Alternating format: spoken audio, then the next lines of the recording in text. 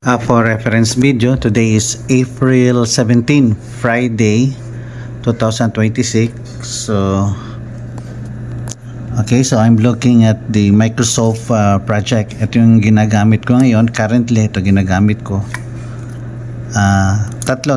Actually, yung ginagamit ko is yung number 1, yung Excel, MS Excel. Tapos ito, kasi gusto natin na automated, nagbibigay siya ng critical path. Okay, nag-generate siya ng critical path pag yung MS project, yung mga red na yan. Yan ang advantage, no? And then automated lahat. Syempre, step number 1, ayusin mo muna yung mga dates niyan, tsaka yung mga predecessor. So pag na-establish mo na yon, correct na, sagrado na yon, dito ka na sa dashboard mo, sa mga fields, no? Yan. Tsaka na, and then gumawa ako ng pwede mo gamitin kasi yung macro tsaka yung VBA, Visual Basic for Application, o pwede ka nang gumawa ng program mo kung anong gusto mo. Pwede in short, pwede mo nang i-edit, ang tawag yun, i-customize pala or simplified, diba, yung visuals nyo. So madali nang ma-trace, no, kung ahead. So ito, check natin kagaya nito.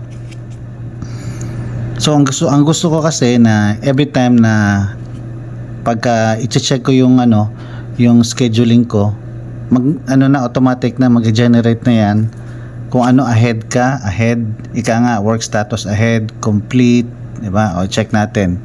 So kagaya nito, dito sa cabinet 3, ang nakalagay dito, delayed. So iba-validate natin yan muna. Number 1, dito tayo sa key plan.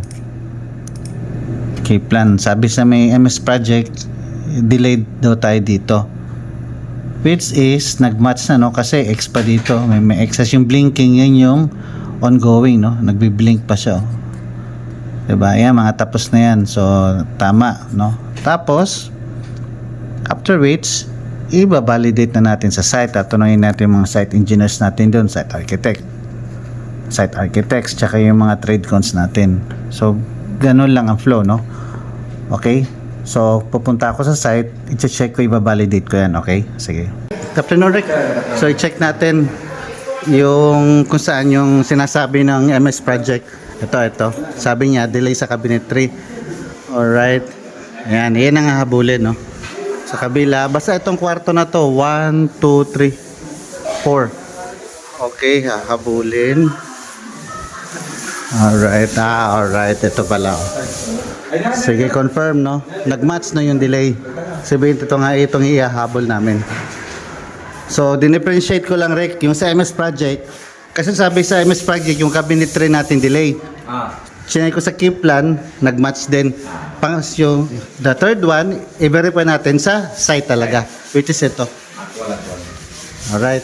Sige, akit tayo doon at akit tayo sa upper floor. Tsaka i-check natin dahil summer na, i-check natin yung surroundings. Sige.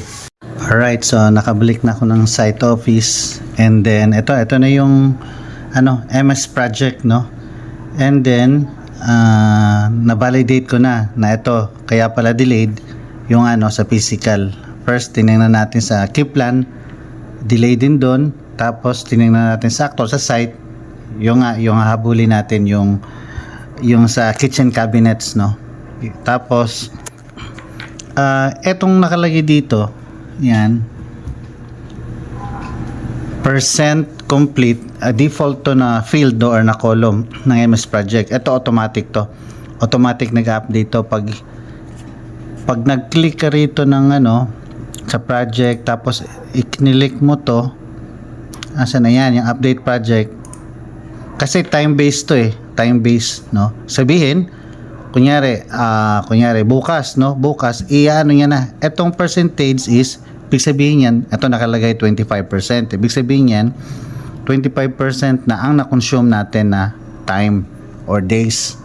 So nag-update yan. Tapos dapat i-update mong physical.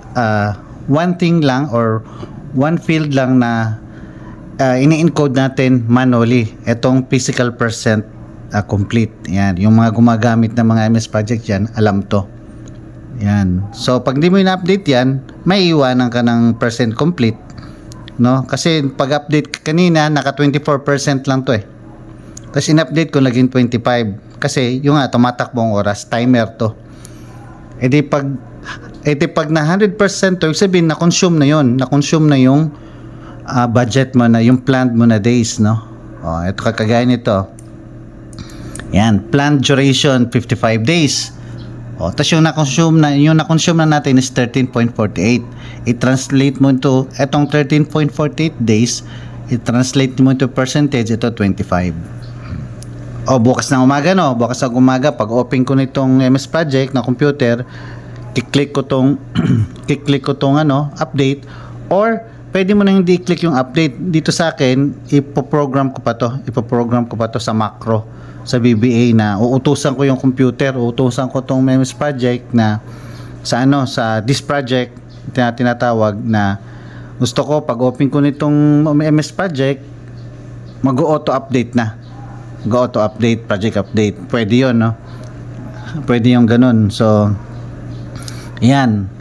Bukas, hindi na to 25. Siguro mga 26% yan o 27. Tapos pag hindi mo to i-manually encode, ito 25 ang actual 25, ang physical 25, ang percent complete 25. Tumatakbo yan, nagtumataas yan everyday kasi yung nga, parang timer ba. O, tapos ito, minamanual to pag encode, input, manual input. O, pag hindi ka masipag o pag hindi ka consistent sa pag encode or input, talagang maiwanan ka nitong ito. Tapos sasabihin mo, ang laki ng delay, pero hindi mo lang pala ini-encode to. Dapat religious ka na mag-i-encode niyan. Alright? Yun lang. Pagkatapos nun, ito papakita ko Yan. Nakita nyo na yung naka-blue on schedule, red, green ahead, complete yung green flag, tapos X yung not started, tapos red flag delay. Ako nang gumawa yan. Yan, ako nang gumawa yan sa formula. Kasi meron tong formula eh. Gagawin mo ng formula yan, parang logic ba? If then na logic. Yan. Tapos, yun lang, no? So, ganoon lang ang usual, no? Na pinagagamitan natin itong MS Project. Okay, so, yun lang muna. Sige, thank you, bye-bye.